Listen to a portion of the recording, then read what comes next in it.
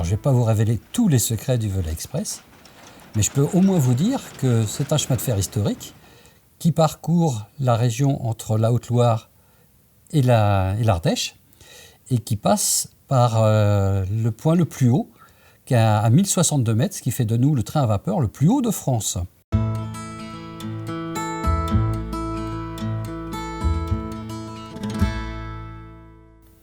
Elle a beaucoup servi pendant la Deuxième Guerre mondiale, puisque à l'époque, il n'y avait pas de carburant. Donc le seul moyen, c'était d'utiliser les locomotives à vapeur. Et les gens de Saint-Étienne l'ont utilisé pour essayer d'aller se ravitailler dans les fermes de la région. Mais aussi, les enfants juifs qui se sont réfugiés au Chambon sont tous passés par le train, soit pour venir, soit pour partir.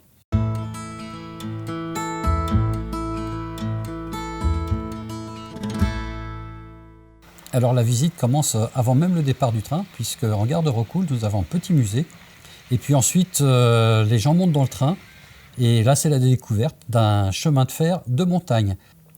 On va longer le Lignon. Et puis, en arrivant en Ardèche, on va découvrir tout le paysage qui s'ouvre, avec la vue sur le Chignac, sur le mont Gerbier-des-Joncs et sur le mont Mézenc.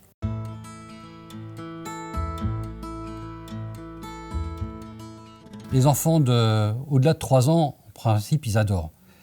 Et puis, à l'intérieur du train, c'est pas comme dans les trains de maintenant. On peut ouvrir les fenêtres, on peut sauter, on peut aller courir d'un bout à l'autre du train, on peut aller voir ce qui se passe dehors. Tout est ouvert. Et puis, il y a les enfants qui sont encore plus vieux, puisqu'il y a beaucoup de grands-parents qui viennent avec leurs petits-enfants et qui adorent raconter que moi j'ai pris un train comme ça, et puis ça fait tout un tas d'histoires et les gens adorent.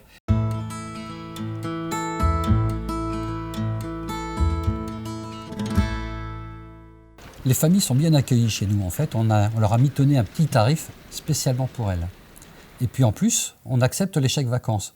Pour conclure, je dirais que l'avantage du train, c'est non seulement ce qui se passe dans le train, mais aussi ce qui se passe avant et après. Et ceux qui sont intéressés peuvent rester pour assister à l'ensemble des tâches nécessaires avant de faire dormir la locomotive.